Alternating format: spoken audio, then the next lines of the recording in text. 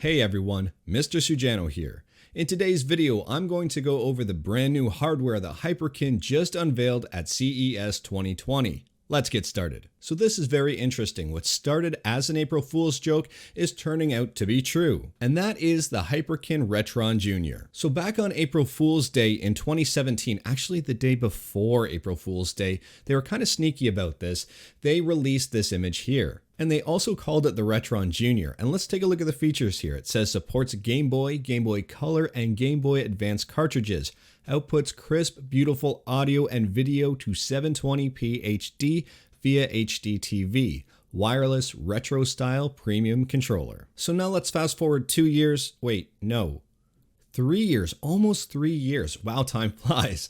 Anyways, let's fast forward almost 3 years and it says from your pocket to the living room. Play your favorite portable games on your HD TV in the comfort of your living room. The Retron Jr. is compatible with Game Boy, Game Boy Color, and Game Boy Advance, outputting a stunning 720p HD, which is the exact same as they said back in 2017 for the April Fool's joke. It includes a premium classic style Scout controller, a 3-foot HD cable, supports 4:3 and 16:9 aspect ratio, and a 6-foot Type-C charge cable. The 3.5mm headphone jack lets you enjoy the lush stereo sound with the comfort of your headset. And I'm also noticing it right here, and if I scroll up we can kind of see it, for a built-in link port. So I'm assuming this is so you can play multiplayer Game Boy games. The main differences here being the color, the link port on the new version, as well as USB-C, because I can clearly see if I zoom in that this is the old micro USB. Now I'll flip over to Gizmodo where they have actual live pictures of this, and I'll leave a link to this article in the description below. So right off the bat, the first thing that I see is this looks kind of black and yellow as opposed to the promotional picture, which is black and gold. At least it looks black and gold in this promotional picture.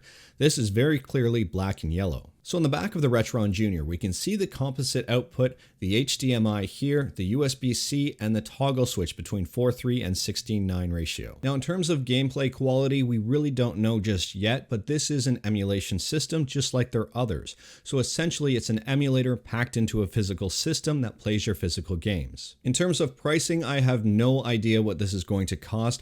I'm going to assume it's going to be a reasonable price, probably a lower price point than some other systems, for example, the Analogue Pocket. The Analogue Pocket will be a very similar yet very different system than the Retron Jr. Both of them will play kind of the same games in terms of Game Boy, Game Boy Color, Game Boy Advance, but the Analogue Pocket uses an FPGA, which means it will be highly more accurate compared to the Retron Jr. If you're going for emulation accuracy, the Retron Jr. probably isn't on your radar anyway. I'm assuming it should be good enough, but at the same time, if you're a purist, you're probably already steering towards the Analogue Pocket. And don't get me wrong, I'm very excited for the Analogue Pocket, but one thing that irks me every time I see this picture are those 3 buttons. I did a video on the Analogue Pocket. I'll leave a link to that in the description below. But I still can't get over the placement of these 3 buttons here, and I really hope that either A, Analogue moves those 3 buttons, or B, they're not going to get in the way when you hold the system. But anyways, that's all I've got for today. It's just a quick little video on the Retron Jr. I think this is a really cool little system.